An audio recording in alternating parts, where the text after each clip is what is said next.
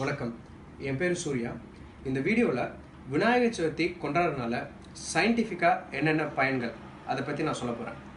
பொதுவாக விநாயகர் சதுர்த்தி என்னைக்கு செலிப்ரேட் பண்ண ஆரம்பிப்போம் நல்லா தெரிஞ்சுங்க. இது ஒரு நாள் பண்டிகை இல்லைங்க, கிட்டத்தட்ட 10லேருந்து 11 நாள் பண்டிகை. இது நம்ம என்னைக்கு ஆரம்பிப்போம்னா அமாவாசையிலேருந்து 4வது நாள், அதாவது 4th day of waxing moon அப்படின்னு சொல்லுவோம். அதே மாதிரி இது என்னைக்கு முடிப்போம்னா பௌர்ணமிக்கு முன்னாடி நாள். இதுக்கு ஒரு பெரிய அறிவியல் காரணம் இருக்குது. பொதுவாக பௌர்ணமி போது பார்த்தீங்கன்னா கடல் எப்போயுமே பொங்குன்னுவாங்க. அதாவது கடலில் எப்போயுமே ஒரு ரைஸ் இருக்கும், வேவ்ஸ்லாம் கொஞ்சம் ரஃபாக இருக்கும். இது என்னென்னா ஒரு கிராவிடேஷனல் ஃபோர்ஸ்.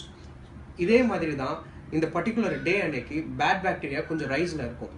ஸோ இதை காரணமாக வச்சு தான் நம்ம முன்னோர்கள் விநாயகர் சதுர்த்தி கொண்டாட ஆரம்பித்தாங்க. இது எப்படின்னா விநாயகர் பொதுவாக பார்த்தீங்கன்னா களிமண்ணிலையோ மஞ்சள்லையோ மாட்டு சாணத்திலையோ செய்வாங்க. இது மூணுத்துலேயுமே ஒரு ஆன்டி பாக்டீரியல் ப்ராப்பர்ட்டி இருக்குது. நம்ம விநாயகர் சதுர்த்தி போது விநாயகரை களிமண்ணால் செஞ்சு அந்த பர்டிகுலர் டே அன்னைக்கு நம்ம வீட்டில் கொண்டு வந்து வைக்கிறனால என்ன ஆகும்னா இந்த அட்மாஸ்பியரில் இருக்கிற பேட் பாக்டீரியாஸ் அத்தனையுமே இந்த களிமண்ணால் செய்யப்பட்ட விநாயகர் அப்படியே அப்சர்வ் பண்ணிப்பார். ஸோ இங்கே first stage of neutralization process நடக்கும். இந்த விநாயகரை நம்ம கடல்லையோ இல்லை ஆற்றங்கரையில போய் கரைப்போம்.